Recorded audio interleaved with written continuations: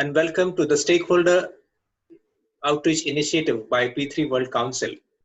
It's a pleasure to welcome all of you for this initiative by P3 World Council that looks forward to interact with stakeholders and business professionals from the PPP ecosystem across the world. Today, we have with us Ms. Audrey Mwala, the acting CEO of the Public-Private Partnership Commission of Malawi. Before we begin, let me give a short introduction of Audrey. Audrey is a specialist in business due diligence, financial management, and project management with vast experience in project finance, project management, project risk analysis, privatization, and public-private partnership structuring.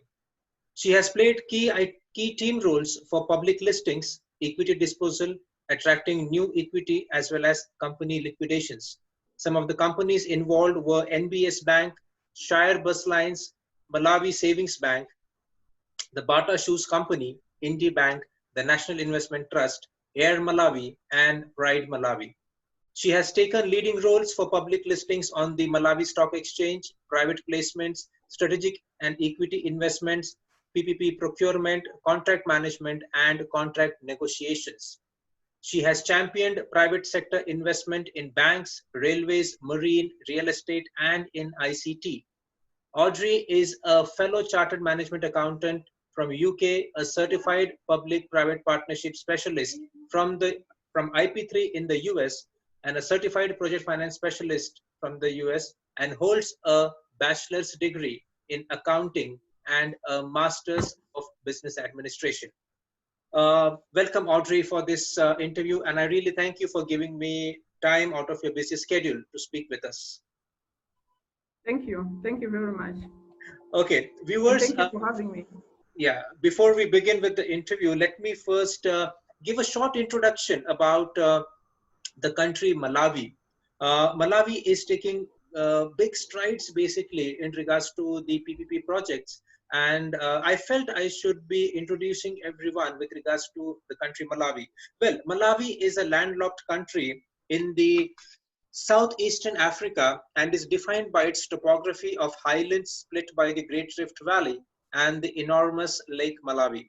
It was formerly known as the Nyasa land, and it is bordered by Zambia, Tanzania, and Mozambique. The capital of Malawi is Lilongwe, and the second largest city is Blantyre. Well, Audrey, my first question to you is, how has been the impact of COVID-19 on the business environment in Malawi? Well, the impact has been very, very tremendous. And it also is a situation that we are thinking it will get worse because we are coming from, I think we started from around March when we started really feeling the impact, because Malawi, as you've just said, is a landlocked country, so we rely a lot on imports from other countries. Correct. And the moment borders started closing, the country started feeling the impact because we could not get our goods out or in on time. And it is also very, very difficult because we also rely on a lot of inflows of resources from other countries, and with the lockdowns in their countries, the slowdown of the activities happening here in the country, it has really been a problem. I think the biggest hit also is on the fiscus itself, because there is customs revenue, which is an ongoing flow of resources that come from border transactions when goods are coming in the country. And that also just closed, and it has been a very, very difficult problem. So we started feeling the economic impact towards the beginning, and it has translated into, especially the airlines and the hospitality industry are also now beginning to get the hit because we don't have many clients. In fact, both locally and from the international market has almost vanished. The local market is also not very active because most companies have slowed down on their activities. So it's a big problem now that is now translating into job losses in the hospitality industry. And now towards I think for the last 2 months, we are now beginning to really feel the heat on the health side now, Okay. because it started with rumors of corona being around, and then we started hearing of numbers, Correct. and now it has gotten to a point of not just numbers, but knowing someone who has just died. So it's becoming a real threat to a point that business is slowing down because people are now worried about their health if they go on with business as usual. So it's a very, very difficult situation. I would say Corona has heavily hit our country. It is also coming from another challenge that we are coming from an election. We had presidential election that just took place 2 months ago, and it has been a very difficult time because people were mixing a lot during that time, and I think now we are also seeing some people that are dying. So it's not easy. It's a very difficult time that we are in as a country. Our country has, I mean, the government has just introduced measures on curbing the pandemic by restricting large gatherings and making masks mandatory that everybody should wear. Yes. And I'm hoping that maybe this could help to slow down the impact. But then this is unprecedented. I It's know. something that we have never seen. And Absolutely. it's something that we never even anticipated that it would happen. I think for every country, you get prepared for how you can deal with events that could fall. I mean, certain risks, but I think this one was not on the risk profile of any nation. We never thought the world can close. Nobody thought about it. I agree with you, Audrey.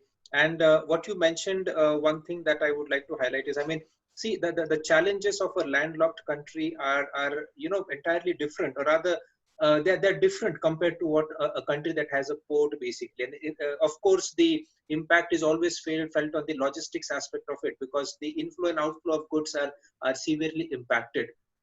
Having said that, considering that the business dynamics that are there in Malawi and the impact of COVID-19, as per you, if you had to classify, what are the top three sectors that have got severely impacted, considering the local dynamics of Malawi?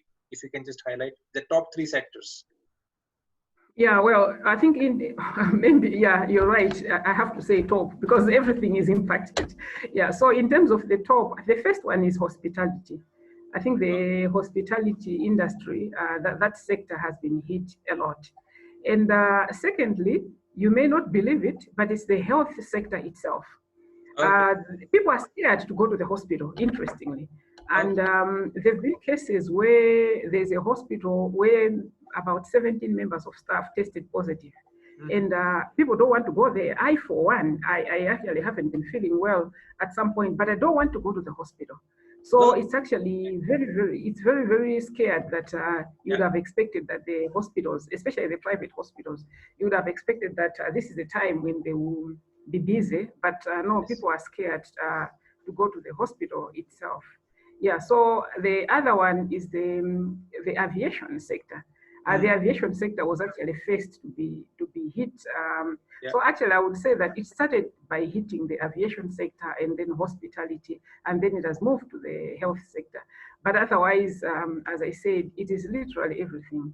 The banking industry is still ticking, even though I'm foreseeing a challenge going forward. I think they are likely going to begin registering high non-performing loans because there was an intervention from the government Yeah. where they provided some liquidity, they injected some liquidity into the market, and then they also negotiated, the central bank and negotiated with the commercial banks to give a moratorium of loans to Okay. some borrowers.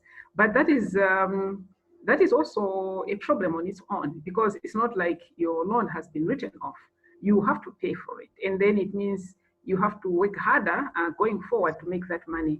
And with the slowdown in the economy, it will be difficult for people to really meet their obligations, and there's likely going to be an increased ratio of non-performing loans in the banking sector. No, that's true. I mean, the risk, as you just rightly mentioned, the risk is being felt even by the banks as well.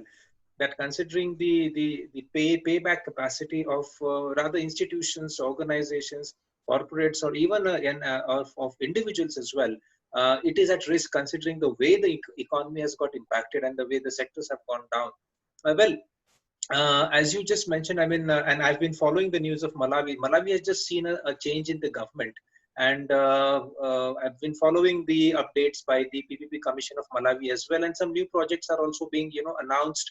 That the tenders are out for PPP projects.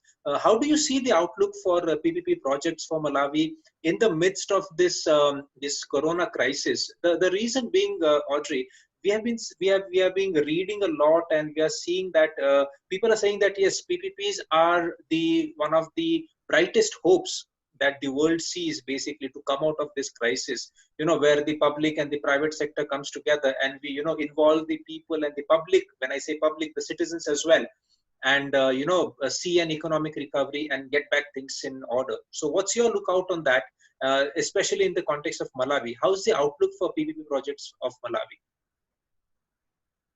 Yeah, so I think maybe let me start by I will look at it from two sides. The first one is the existing PPP projects, because Okay. we already have some PPP projects ongoing.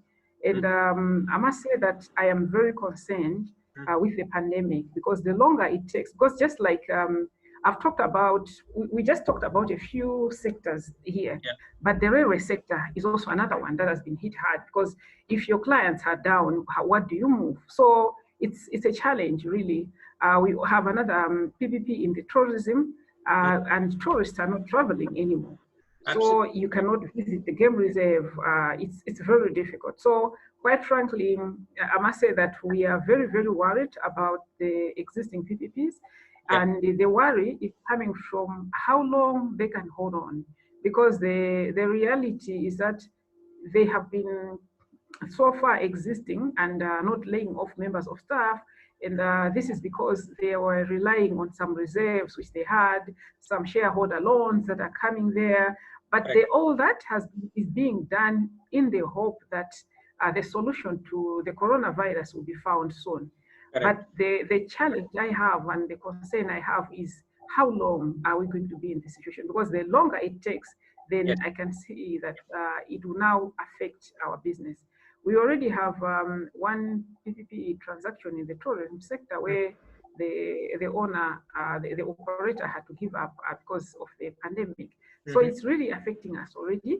Actually, we had a COVID impact assessment study for all our concessions, and we observed that there's a risk that if this takes long, it might affect their ability to continue doing business. And over and above that, we also have another challenge now, where we are having the current transactions that we are investing in. These ones are being affected from different fronts. For example, we have a PPP where we have an investor residing in Kenya. They are supposed to come and now start the construction works, but they will not be able to do it because of the travel restrictions at the moment. We have a PPP arrangement in the irrigation sector, where there was an expectation that people would come and look at the land to just have like a physical feel of more of a like pre-bid conference. Yes. And this is the same even for the hydropower PPP that we are doing. We need people to come and have a look at the proposed infrastructure site, and for them to make informed decisions as they're bidding. So the bidding process itself is also being compromised. We've had, like for the irrigation, we've had to send, the consultants have had to send drones to come and take pictures that we can now share with prospective investors. So we have that challenge really on the existing project. But the other, that are ongoing, but the other challenge is also coming from the aspect of financing.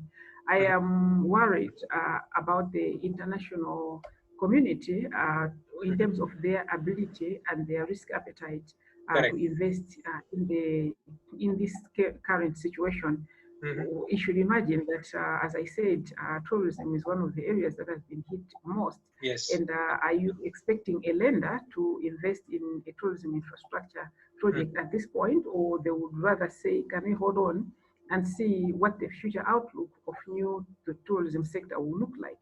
Because if you look at what's happening with Corona, yes, we know that the world is doing whatever it can to change, to defeat Corona, but there is a chance that the world has changed, and we will not go back to the normal ways of doing business entirely as it was. I There are agree. certain things that will definitely change. So I think those are the things that could bring additional risks on the risk profile that we had for our projects in terms of financing, in terms of the contract, but even in terms of the new contracts themselves.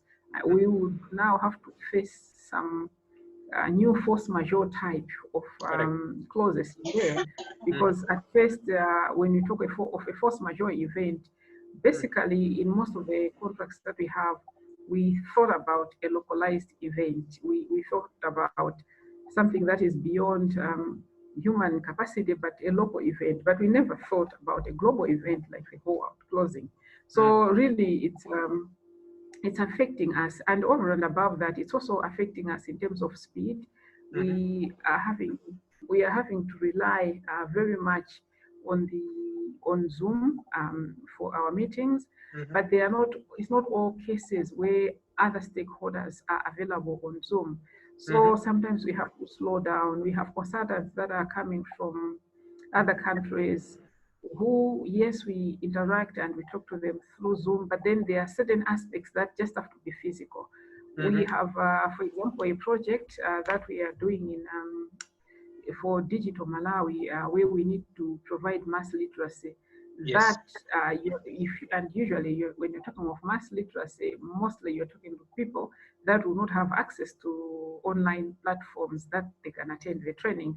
These are people that you need to meet face to face, and Absolutely. we have. So those are the challenges that are slowing us down in some cases.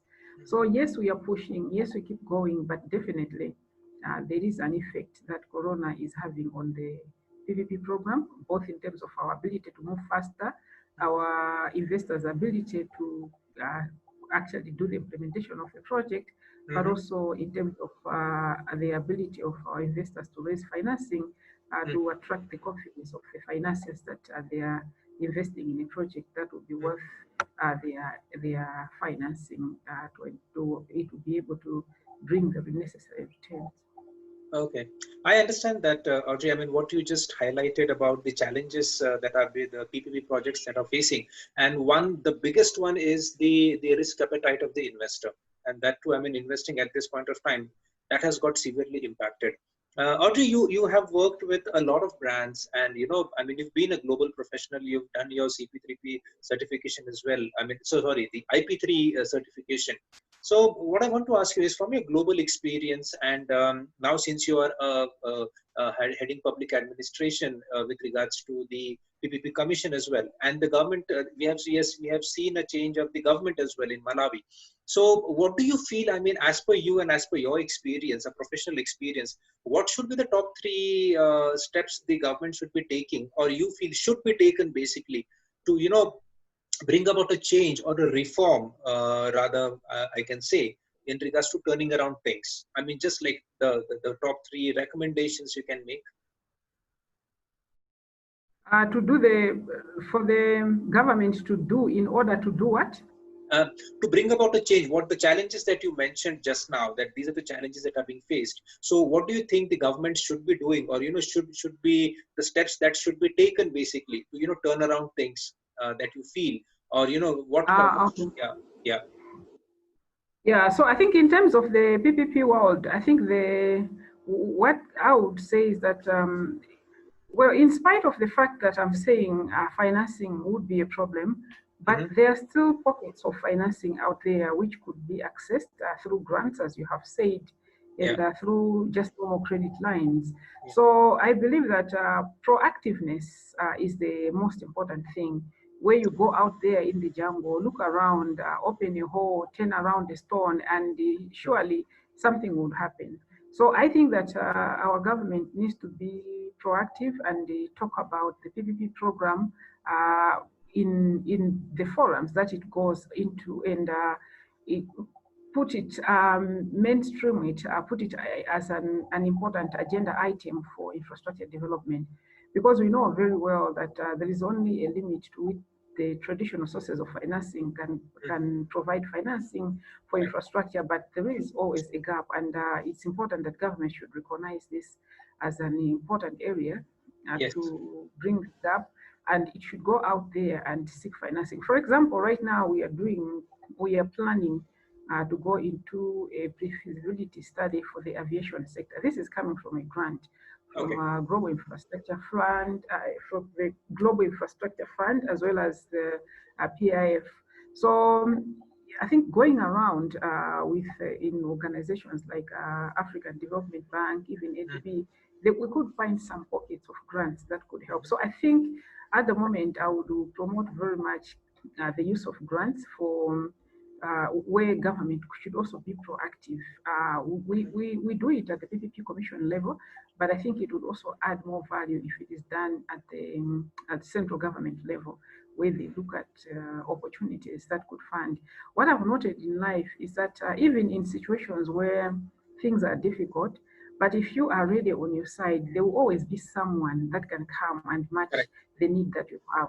So it will be important that we get ourselves ready, and the way to get ourselves ready is to have prepared projects that are ready to go to market. We have bankable projects other than just a wish list. So I think the most important thing that I think government needs to do is to prepare a list of bankable projects, maybe 10, and then start knocking on the doors of different investors. I'm sure we'll be able to find either donors or pure private sector investors or anything in between that can come now and provide the financing. So I believe that that would be a priority. And the second one would be the awareness in terms of the PR part, where government is talking to the masses here about the importance of infrastructure development through public-private partnerships. Because in that case, then it will help also to ring in the minds of Malawians that we have an alternative. We don't have to just sit and blame government for not providing enough infrastructure or complain, but then we know that there is another alternative that we can use, which is the public-private partnership as another way for infrastructure development. But the other one is also promotion of investment in public-private partnership by the locals, because most investments that we have will be talking of foreign companies that are investing. And one of the reasons why most Malawians have not invested is because they don't know much about the program, but they also do not have the means by which they can access long-term financing. So it would be a good idea if government can also be proactive in terms of setting up infrastructure type of financing bank in the country, where people now can borrow and now be able to move forward with the investment they also take part.